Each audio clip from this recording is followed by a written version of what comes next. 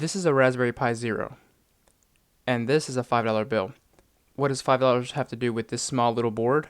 Well, you can use this $5 bill to purchase one Raspberry Pi Zero. You may be thinking, why would I want to purchase this? There's better things to purchase with $5. One thing we have to get out of the way is that this is tiny.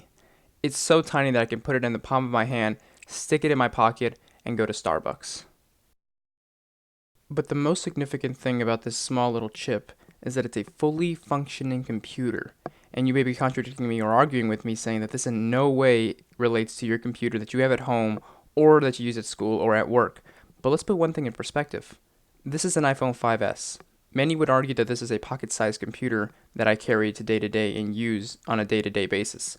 You can go on the internet, use applications, you can even navigate to the calculator and do some small or very complex equations that a computer can definitely do.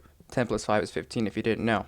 So by definition, we know in fact that this is a small, tiny computer, but nevertheless, it is a fully functioning computer. So we know that size does not matter. Bringing back the Raspberry Pi, you may be wondering and looking at it and saying, well, this doesn't have a touchscreen. There's not even a home button or a way for me to get on YouTube and like this video. But we don't need a touchscreen or a home button in this case. All we need is simple I/O, which we will come back to. So now you may be wondering what's actually under the hood of this small little computer.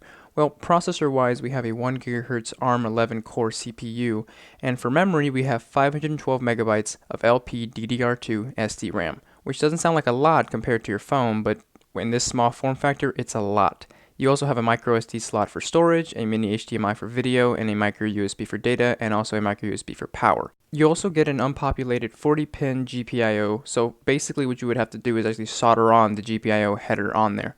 We did mention before that this is a small, tiny, and I can't stress enough, small footprint of a computer. So we're 65mm by 30mm by 5mm. That's how small this really is.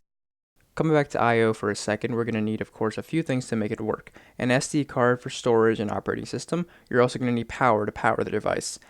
You're also going to need an HDMI to actually see video. If you don't have HDMI, you can actually get an adapter to work with VGA on your VGA monitors or TVs.